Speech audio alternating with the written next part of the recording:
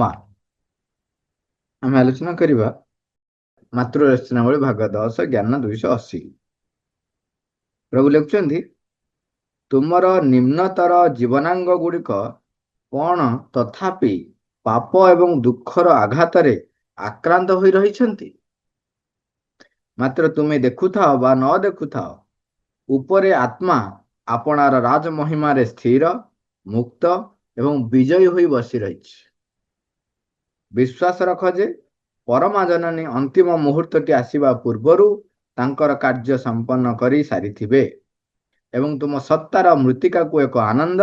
ଏବଂ ଏକ ଶୁଦ୍ଧତାରେ ପରିଣତ କରିଦେଇଥିବେ। Do thy lower members still suffer the shock of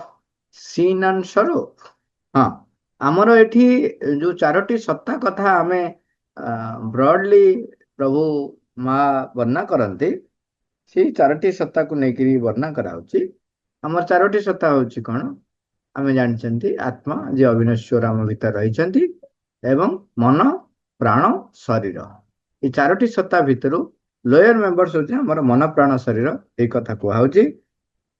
ଯୋଉମାନେ ଏବେ ବି ପାପ ଏବଂ ଦୁଃଖର ଆଘାତରେ ଆକ୍ରାନ୍ତ ହେଇ ଲେଖା ହେଇଛି, ତାମାନେ ଏବେ ବି ସେଇଆକୁ ନେଇକି କଣ ବଞ୍ଚୁଛ?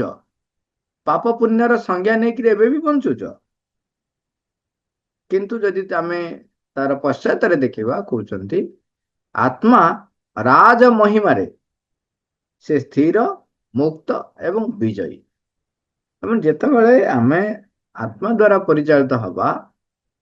ସେତେବେଳେ ମନ, ପ୍ରାଣ, ଶରୀରର ଏଇ ଯୋଉ ଅଜ୍ଞାନତା ରହିଛି, ଯୋଉ ଅଜ୍ଞାନତା ସକାଶେ ସେ କଣ କରିବ, କୋଉଟା କରିବ, କେତେବେଳେ କରିବ ଜାଣିପାରୁନାହିଁ, ତା ଫଳରେ କଣ ହଉଛି? ନିମ୍ନ ଗତିବୃତ୍ତି ଦ୍ୱାରା ସିଏ ଯୋଉ କାର୍ଯ୍ୟ କରୁଛି, ତା ଫଳରେ ଦ୍ୱନ୍ଦ୍ୱାତ୍ମକ ପରିବେଶ ସୃଷ୍ଟି ହଉଛି, ଏକ ବିଭତ୍ସ, ଏକ ଅସନ୍ତୁଳିତ ଅବସ୍ଥାଟେ ସୃଷ୍ଟି ହଉଛି, ଯୋଉଟାକୁ ସନ୍ତୁଳିତ କରିବା ପାଇଁ ସମାଜରେ ଗୋଟେ ସାମାଜିକ ନିୟମ ତିଆରି କରାଯାଏ ଏବଂ ସେଇ ନିୟମର ଯଦି ବହିର୍ଭୂତ କାର୍ଯ୍ୟ କିଛି କଲେ ତେବେ ଦଣ୍ଡର ବ୍ୟବସ୍ଥା ରଖାଯାଇଛି ଏବଂ ତା ସହିତ ଜଣେ ଉତ୍ତମ ନାଗରିକ ହିସାବରେ କେତେ ଗୁଡ଼ିଏ କର୍ତ୍ତବ୍ୟ ସ୍ଥିର କରାଯାଇଛି। ତା ବାଦ ବି କଣ ହୁଏ ନା, ଜଣେ ଉତ୍ତମ, ଜଣେ ସହୃଦୟ ସମ୍ପନ୍ନ ବ୍ୟକ୍ତି ଟେ ସୃଷ୍ଟି କରିବା ପାଇଁ, ଯାହା ଫଳରେ ସମାଜର ଯୋଉ ଏକ ଗୋଷ୍ଠୀଟିଏ ତିଆରି କରାଯାଇଛି,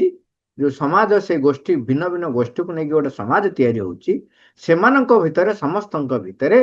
ଗୋଟେ ସ୍ୱାଭାବିକ ଭାବରେ, ଗୋଟେ ସ୍ୱତଃସ୍ଫୂର୍ତ୍ତ ଭାବରେ ସୌହାର୍ଦ୍ଦ୍ୟପୂର୍ଣ୍ଣ ପରିବେଶଟେ ସୃଷ୍ଟି ହବା ପାଇଁ କଣ କରନ୍ତି ନା, ନୈତିକତାର ସୃଷ୍ଟି କରାଯାଇଛି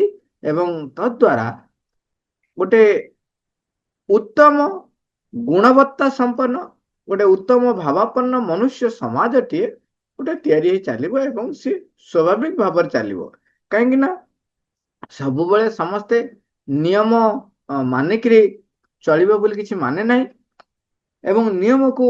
ଭାଙ୍ଗିକି ଦଣ୍ଡ, ପନିଶମେଣ୍ଟ ତାଙ୍କୁ ଦେଇ ହବ ନ ଦେଇ ହବ, ସିଏ ପୁଣି ଆହୁରି ଗୋଟେ ବିରାଟ କଥା। ଯଦି ନୈତିକତା ସୃଷ୍ଟି କରାଯାଏ, ତାହେଲେ ବ୍ୟକ୍ତି ନିଜେ ନିଜେ ନିଜ ଉପରେ ନିୟନ୍ତ୍ରଣ କରିବ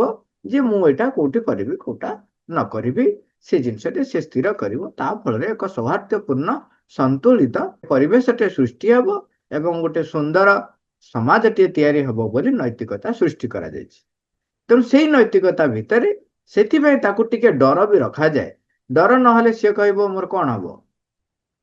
କାହିଁକିନା ସେଠି ପନିଶମେଣ୍ଟର ଡର ରଖାଗଲା ନିୟମରେ, ଏଠି ରଖାଗଲା କଣ, ଯଦି ତମେ ନ କର ତାହେଲେ ଏଇଟା ପାପ ଏବଂ ଯଦି ଏଇ କାର୍ଯ୍ୟ କର, ଭଲ କାର୍ଯ୍ୟ, ଏଇଟା ହଉଛି ଭଲ ଭଲ କାର୍ଯ୍ୟ କଲେ ସେଇଟା ପୁଣ୍ୟ ହବ, ପାପ ହେଲେ କଣ ହବ ନା ତୁମେ ଏମିତି ଦୁର୍ଦ୍ଦଶା ଭୋଗିବ। ଦେଖନ୍ତୁ, ପ୍ରକୃତ କଥା ଦେଖିବାକୁ ଗଲେ ଯେତେବେଳେ ଆମେ ଆତ୍ମା ଦ୍ୱାରା ପରିଚାଳିତ ହଉନାହାନ୍ତି, ସ୍ୱାର୍ଥ କୈନ୍ଦ୍ରିକ ହେଇକି ପରିଚାଳିତ ହଉଛନ୍ତି, ସେତେବେଳେ ନିମ୍ନ ପ୍ରାଣ ଦ୍ୱାରା ହିଁ ସମସ୍ତେ ପରିଚାଳିତ ହୁଅନ୍ତି ଏବଂ ମନର ନିମ୍ନ ଗତିବୃତ୍ତି କଣ କରେ, ତାକୁ ସୁହାଇଲା ଭଳିଆ ସେ ଯୁକ୍ତି ତର୍କ କରେ। ଯୋଉମାନେ ଦେଖିବେ ମାନେ ସ୍ୱାର୍ଥ ପ୍ରଣୋଦିତ ବ୍ୟକ୍ତି ହେଇଥାନ୍ତି ସେମାନେ ଯୋଉଠି ବି ଥାନ୍ତୁ ସେମାନେ କଣ କରନ୍ତି କ୍ଷମତାକୁ ଜାବୁଡି ରଖନ୍ତି ସେମାନେ କଣ କରନ୍ତି ଅର୍ଥକୁ ଜାବୁଡି ରଖନ୍ତି ସେମାନେ କଣ କରନ୍ତି ସମସ୍ତଙ୍କର ସମ୍ମାନ ଯୋଗାଡ଼ ମାନେ ନିଜେ ପାଇବା ପାଇଁ ଚେଷ୍ଟା କରନ୍ତି ଏବଂ ଆଉ କେତେ ଗୁଟେ ରହିଛନ୍ତି ସିଏ ଇଗୋର ଆଉ ଗୋଟେ ରୂପ ଯେ ସେମାନେ ଏତେ ବିନମ୍ର ହୁଅନ୍ତି ଏତେ ଦୀନ ଦରିଦ୍ର ଭଳିଆ ତୁମ ପାଖରେ ଆସିକି ଆକ୍ଚୁଆଲି ସେଇଟା ତାଙ୍କର ଅଭିନୟ ସେଥିପାଇଁ କରନ୍ତି ଯାହା ଫଳରେ କଣ ହବ ନା ତୁମେ ଠାରୁ ବା ତୁମ ଠାରୁ ସେମାନେ କିଛି ସେବା ପାଇଯିବେ କିଛି ତମ ଠାରୁ ନେଇଯିବେ ତେଣୁ ସେତେବେଳେ ମଧ୍ୟ ସେ ଅତି ବିନମ୍ର ହେଇକି କଥା କୁହନ୍ତି ଏ ସବୁ ହଉଛନ୍ତି କଣ ନିମ୍ନ ପ୍ରାଣର ଗତିବିଧି ଦ୍ୱାରା ନିମ୍ନ ମନ ଦ୍ୱାରା ପରିଚାଳିତ ହଉଥାନ୍ତି ତେଣୁ ଆ ଫଳରେ କଣ ହୁଏ ଯେ ସ୍ୱାଭାବିକ ପ୍ରକ୍ରିୟା ତାପର କନସିକ୍ୱେନ୍ସଟା ଆସିବ କଣ ଯଦି ମୁଁ ଯେମିତି କଥାରେ ଆମେ କୁହାଯାଏ ଆପଣ ଯଦି ପିଆଜ ରସୁଣ ଖାଇଥିବେ କିମ୍ବା ଆପଣ କଣ କରୁଛନ୍ତି ଘରେ ଶୁଖୁଆ ରୋଷେଇ କରୁଛନ୍ତି କଣ ହବ ସେ ଖଣ୍ଡମଣ୍ଡଳ ପୁରା ସେ ଯୋଉ ତୀବ୍ର ବାସନା ବା ତୀବ୍ର ଗନ୍ଧ ଖଣ୍ଡମଣ୍ଡଳ ବ୍ୟାପିଯିବ ଏବଂ ସମସ୍ତେ ନାକ ଟେକି ଉହା ହେବେ ସେଭଳି ଭାବରେ ଆପଣ ଚିନ୍ତା କରନ୍ତୁ ଆପଣ କଣ କଲେ ଗୋଟେ ବିରାଟ ରଜନୀଗନ୍ଧାର ଆପଣ ଗୋଟେ ବିରାଟ ବଗିଚାଟି ତିଆରି କରିଛନ୍ତି ତାହେଲେ କଣ ହବ ତାର ବାସନାଟା ସେମିତି ଚାରିଦିଗକୁ ବ୍ୟାପିବ ତେଣୁ ଗୋଟେ କନସିକ୍ୱେନ୍ସ ସବୁର ଥାଏ ଯେତେବେଳେ ଆମେ ସ୍ୱାର୍ଥ ପ୍ରଣୋଦିତ ଅହଂ ପ୍ରଣୋଦିତ ଏଇ କାର୍ଯ୍ୟ କରୁଛୁ ତେଣୁ ତାର ବି ଗୋଟେ କନସିକ୍ୱେନ୍ସ ଥାଏ ତାକୁ କଣ କରାଯାଏ ଲୋକ ଏତେ କଥା ବୁଝିପାରିବେ କି ନାହିଁ ଯୋଉ ଚେତନାର ସ୍ତରରେ ରହିଥାନ୍ତି ସେମାନେ ପାପ ପୁଣ୍ୟ କହିଲେ ସେମାନେ ବୁଝିପାରିବେ ତେଣୁ ପାପ ପୁଣ୍ୟର ସଂଜ୍ଞା ଦିଆଯାଇଛି ତାହେଲେ ଏପର୍ଯ୍ୟନ୍ତ ବି ତମେ କଣ ସେଇ ସଂଜ୍ଞାରେ ରହିବ ତାମାନେ ସେଇ ଚେତନା ସ୍ତରରେ ରହିଥିବ ଆରେ ଊର୍ଦ୍ଧ୍ୱକୁ ଉଠ ଆତ୍ମା ଦ୍ୱାରା ପରିଚାଳିତ ହେବା ପାଇଁ ସଂକଳ୍ପ କର କାହିଁକି ନା ଆତ୍ମା ହଉଛି ସବୁବେଳ ପାଇଁ ମୁକ୍ତ ଏବଂ ସେ ସବୁବେଳେ ସ୍ଥିର ସବୁବେଳେ ସନ୍ତୁଳିତ ଅବସ୍ଥା ସବୁବେଳେ ତା ପାଖରେ ବିଜୟତା ହାତ ମୁଠାରେ ଯୋଉ ଚେଷ୍ଟା କରାଯାଇଛି ସମାଜରେ ସାମାଜିକ ନିୟମ ଏବଂ ନୈତିକ ନିୟମ ବଳରେ ଗୋଟେ ସୌହାର୍ଦ୍ଦ୍ୟପୂର୍ଣ୍ଣ ଆନନ୍ଦପୂର୍ଣ୍ଣ ମୁକ୍ତ ସ୍ଥିର ସନ୍ତୁଳିତ ସମତାଯୁକ୍ତ ଗୋଟେ ପରିବେଶଟିଏ ଗୋଟେ ଗୋଷ୍ଠୀଟିଏ ତିଆରି ହେବା ପାଇଁ କିନ୍ତୁ ଆଜି ପର୍ଯ୍ୟନ୍ତ ତାହା ହୋଇପାରି ନାହିଁ ସେଥିପାଇଁ ଯେତେକ ଅବତାର ଆସିଛନ୍ତି ସମସ୍ତେ ଶରୀର ତ୍ୟାଗ କରି ସମସ୍ତେ ଶେଷକୁ ମନ ଦୁଃଖ କରି ଯାଇଛନ୍ତି ରାମ ରାଜ୍ୟ ପ୍ରତିଷ୍ଠା ହେଇପାରିଲା ନାହିଁ ଶ୍ରୀକୃଷ୍ଣ ଦିବ୍ୟ ପ୍ରେମକୁ ପ୍ରତିଷ୍ଠା କରିପାରିଲେ ନାହିଁ ଏବଂ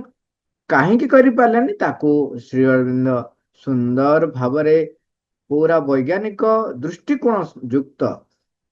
ବର୍ଣ୍ଣନା କରୁଛନ୍ତି କହୁଛନ୍ତି ସମୟର ଯୋଉ ସୁଅ ରହିଛି ଧୀରେ ଧୀରେ ଧୀରେ ଧୀରେ ଆଧାର ପ୍ରସ୍ତୁତ ହୁଏ ତେଣୁ ସମୟ ଧୀରେ ଧୀରେ ପ୍ରସ୍ତୁତ ହେଇ ହେଇ ହେଇ ହେଇ ଏବେ ପର୍ଯ୍ୟନ୍ତ ଆସି ପହଞ୍ଚିଛି ତେଣୁ ସେତେବେଳେ ସମୟ ଆସିନଥିଲା ଯୋଉଠି କି ଶକ୍ତି ସତ୍ୟ ଯୋଉ ଜ୍ୟୋତି ଯୋଉ ପରମ ଶକ୍ତି ଯୋଉ ପରମ ଜ୍ୟୋତି ଯୋଉ ପରମ ଆଲୋକ ଯୋଉ ପରମ ଜ୍ଞାନ ତାହା ପ୍ରତିଷ୍ଠା କରିବା ପାଇଁ ଆଧାରଟିଏ ପ୍ରସ୍ତୁତ ହବା ପାଇଁ ସମୟ ଆସିନଥିଲା ତେଣୁ ଏବେ ଅତିମାନ ଶକ୍ତି ଅବତରଣ କରିସାରିଛି ସମୟ ଆସିଯାଇଛି ଏବେ ବି କଣ ଆମେ ସେମିତି ରହିଥିବା ସେଇ ସାମାଜିକ ନିୟମ ନୈତିକତା ନିୟମ ତାରି ଡରରେ ଆମେ ବଞ୍ଚୁଥିବା ଯଦି ଡର ନାହିଁ ତାହେଲେ ପୁରା ବ୍ୟଭିଚାର ବିଶୃଙ୍ଖଳିତ ହେଇ ବଞ୍ଚିବା କାରଣ ଆମେ ବ୍ୟଭିଚାର ବିଶୃଙ୍ଖଳା ନ ହେବା ବୋଲି ନୈତିକତାର ନିୟମ ସୃଷ୍ଟି ହେଲା ସାମାଜିକ ନିୟମ ସୃଷ୍ଟି ହେଲା ଆମେ ଆତ୍ମାର ନିୟମ ଦ୍ୱାରା ପରିଚାଳିତ ହେବା ପାଇଁ ସଂକଳ୍ପ କରିବା ନାହିଁ କେବେ ଆଉ କରିବା ସେଥିପାଇଁ ଗୋଟେ କଥା କହୁଛନ୍ତି ମା ପ୍ରଭୁ ତା ସହିତ ଆମକୁ କହୁଛନ୍ତି ମନେ ରଖ ତମେ ଭାବ ନାହିଁ ଏ କାର୍ଯ୍ୟ ସେମିତି ଛାଡ଼ି ଦିଆଯିବ ଶେଷ କାର୍ଯ୍ୟ ଅନ୍ତିମ କାର୍ଯ୍ୟ ସମ୍ପାଦନ ନ ହେବା ପର୍ଯ୍ୟନ୍ତ ଯେମିତି ମା ତାଙ୍କର କାର୍ଯ୍ୟ କରିଚାଲିଥିବେ କହୁଛନ୍ତି ବିଶ୍ୱାସ ରଖ ପରମା ଜନନୀ ଅନ୍ତିମ ମୁହୂର୍ତ୍ତଟି ଆସିବା ପୂର୍ବରୁ ତାଙ୍କର କାର୍ଯ୍ୟ ସମ୍ପନ୍ନ କରି ସାରିଥିବେ ତାମାନେ ଶେଷ ପର୍ଯ୍ୟନ୍ତ ତୁମକୁ ସେ ବାଧ୍ୟ ହେଇକିରି ଅପେକ୍ଷା କରିକିରି ତମକୁ କଣ କରିବେ ବଦଳେଇବେ ତମେ ବିବର୍ତ୍ତିତ ହବା ପର୍ଯ୍ୟନ୍ତ ତାଙ୍କ କାର୍ଯ୍ୟ ଚାଲିଥିବ ତେବେ କଣ ଆମେ ଡେରି କରିବା ସେଇଥିପାଇଁ ମା କହୁଛନ୍ତି ଯେ ତୁମର ଯଦି ସଚେତନତା ନ ରହୁଛି ତୁମେ ଯଦି ସହଯୋଗ ନ ହଁ କଣ କହିଲ ଟିକେ କୁହ ବା ଆଉଥରେ କଟିଗଲା ଟିକେ ପୂର୍ବରୁ। ହଁ କହୁଛି ଏଠି ମା କଣ କହୁଛନ୍ତି, ମା କହୁଛନ୍ତି ଯେ ତୁମେ କଣ ଏବେ ପର୍ଯ୍ୟନ୍ତ ସେମିତି ପ୍ରକୃତି ଦ୍ୱାରା ପରିଚାଳିତ ହେଇ ଚାଲିଥିବ, ସଚେତନ ହେବ ନାହିଁ।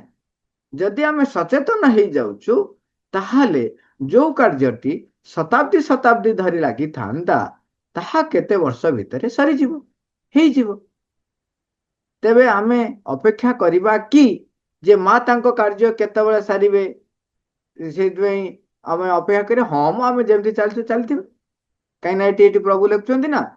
ପରମା ଜନନୀ ଅନ୍ତିମ ମୁହୂର୍ତ୍ତଟି ଆସିବା ପୂର୍ବରୁ ତାଙ୍କର କାର୍ଯ୍ୟ ସମ୍ପନ୍ନ କରି ସାରିଥିବେ। ନିଶ୍ଚୟ ସେ କରିବେ, କିନ୍ତୁ ଆମକୁ ଏଠିକି ସହଯୋଗ ଯଦି କରିବା ତାହା ତ୍ୱରାନ୍ୱିତ ହବ।